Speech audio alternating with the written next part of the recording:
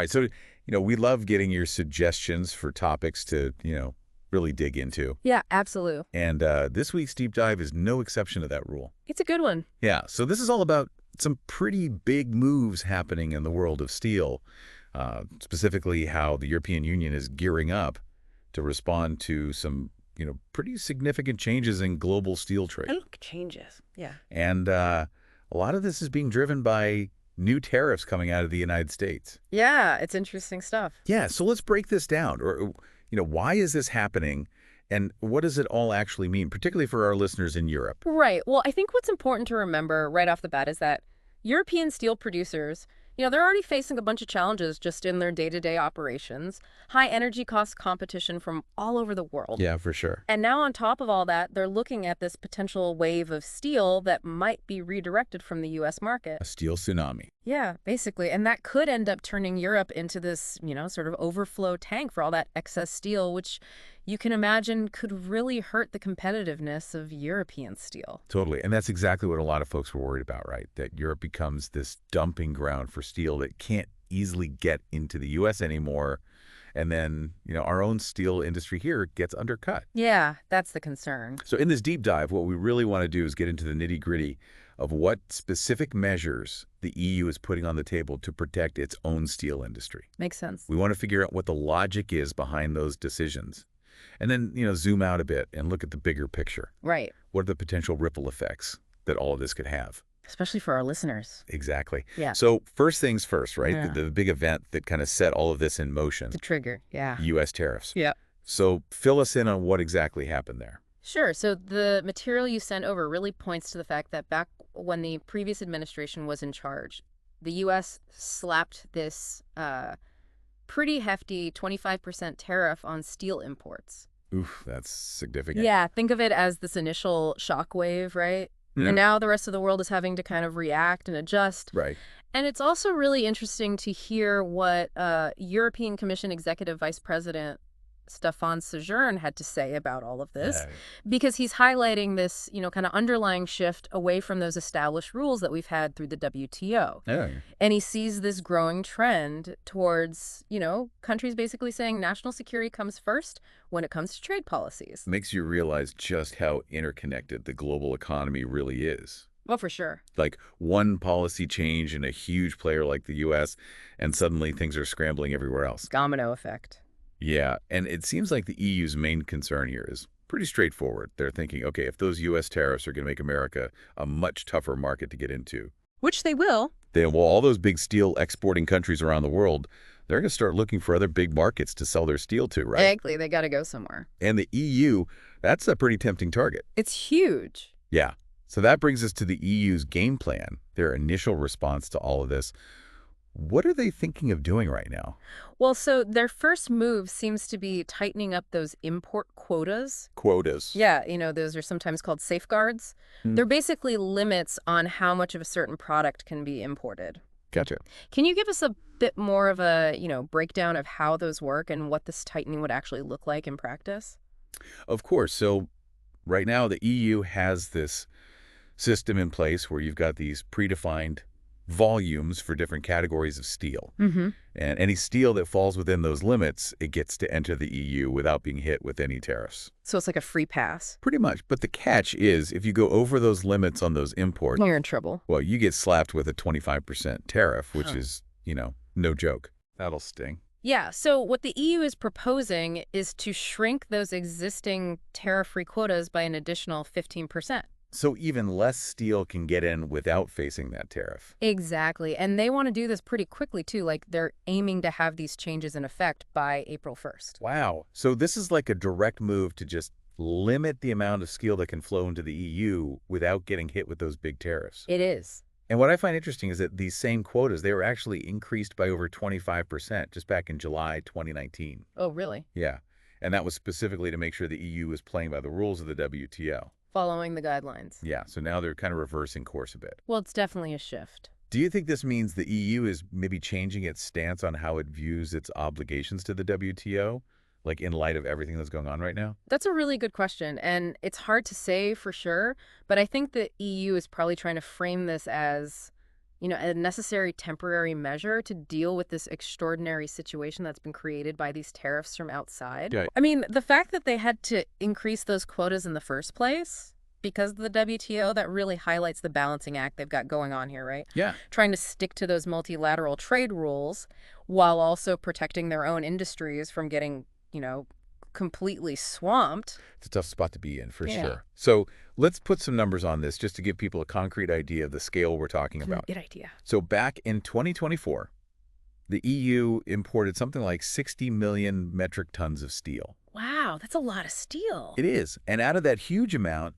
about 30 million tons of it was able to come in without facing those tariffs because it fell within those quotas we were talking about. Right. So with this new 15% reduction, it's going to be that 30 million ton volume that's going to be squeezed even further. Less duty-free steel. Exactly. Mm. Do we know anything about which specific types of steel are likely to see the biggest cuts to their quotas?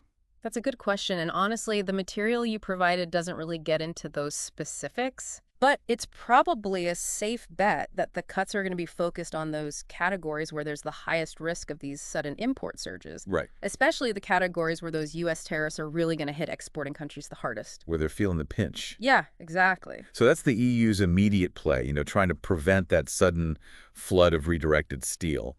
But the material also hints at a longer-term strategy. Oh, definitely. This isn't just a quick fix. And part of that is because these reinforced safeguards, they've got a time limit.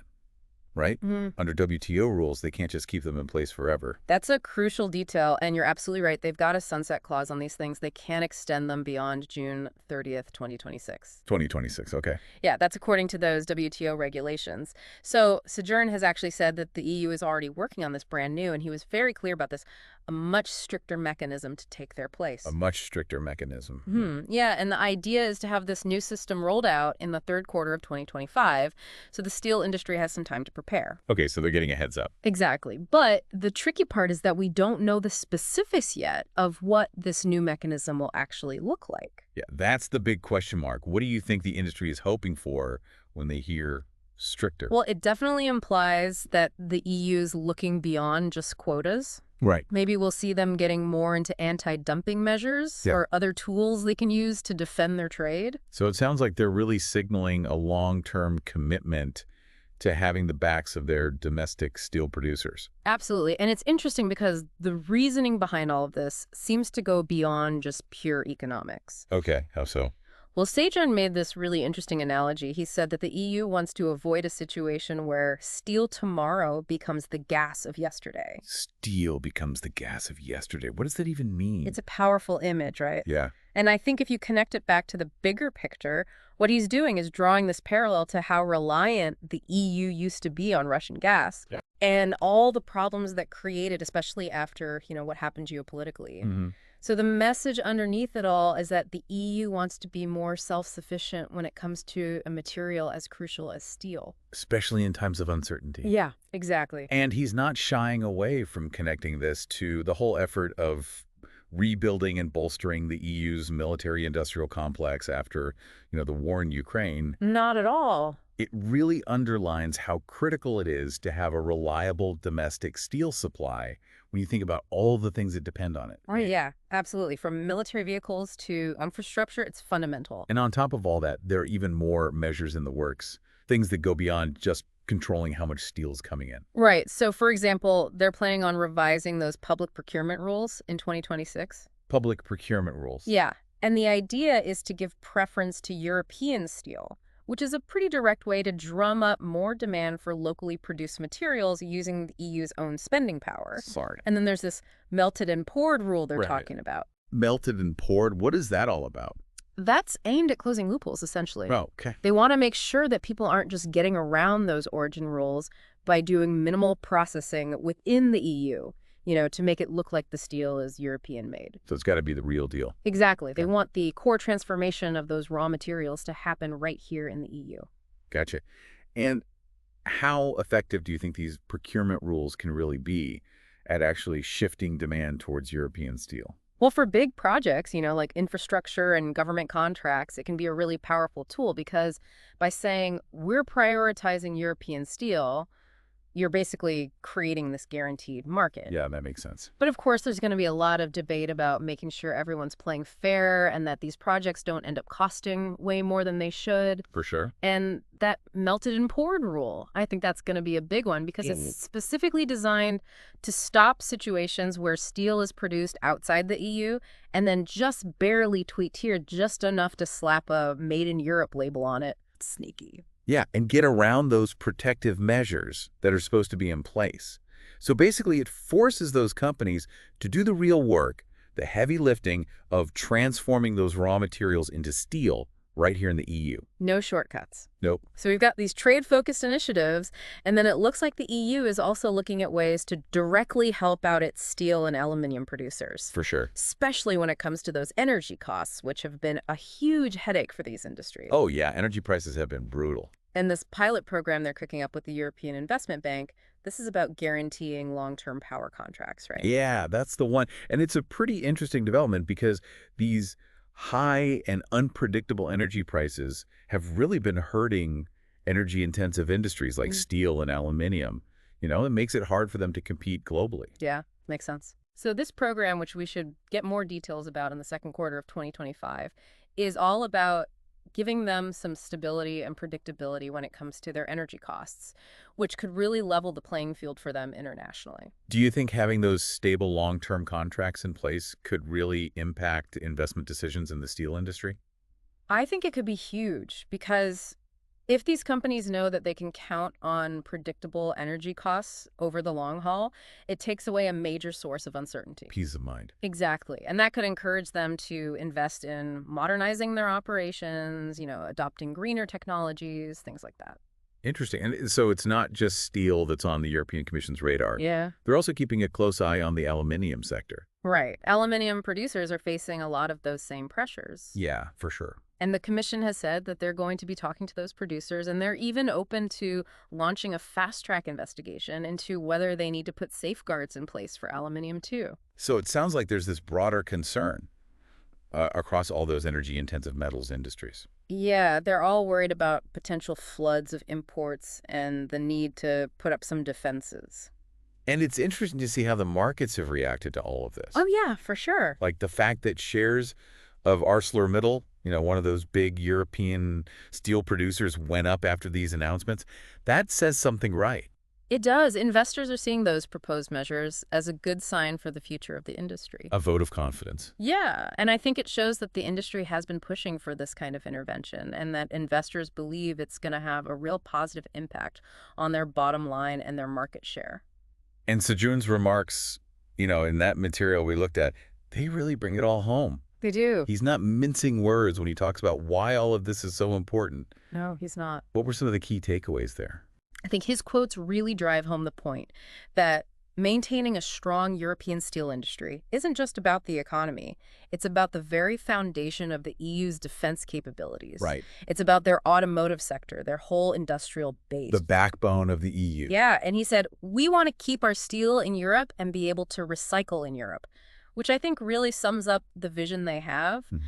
A more resilient, more self-reliant steel industry right here in Europe. And one that's more sustainable. Exactly, closing the loop. So if we pull back and look at everything we've covered in this deep dive, it paints a pretty clear picture, right? Yeah. The EU's got this proactive strategy in place to tighten up those steel import quotas. Absolutely. And that's a direct response to those tariffs coming out of the U.S. The main goal is to stop that potential wave of steel from crashing into the European market and to protect their own steel makers from getting swamped by competition that could really hurt them. That's the short game. Yeah, and for the long game, they're not only looking at stricter and more permanent measures, but they're also exploring ways to boost their local steel production. Right. Using things like strategic public procurement and these initiatives to try and stabilize those energy costs. Hitting it from all angles. Yeah, so it's really a multi-pronged approach, and I think it shows just how committed the EU is to protecting its steel industry. Oh, yeah, they see it as absolutely essential. Especially given its importance for, all those other critical sectors we talked about. Yeah, defense, automotive, you name it. And they're clearly pushing for greater self-reliance in a global trade landscape that's getting more and more unpredictable. That's the key. And for you, our listener, I think what this deep dive really shows is just how complex and interwoven global trade really is. It's a web for sure.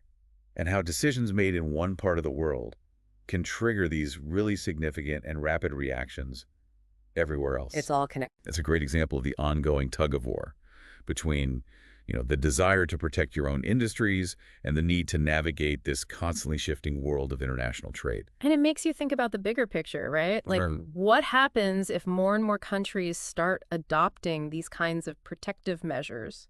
What does that mean for the future of global cooperation on trade regulations? Good question. If everyone starts putting up walls, does that undermine those efforts to work together on setting fair rules for trade? Right, it's that balance between national interest and global cooperation. Exactly. And it's something we're all going to have to grapple with as these trends continue to play out. Food for thought.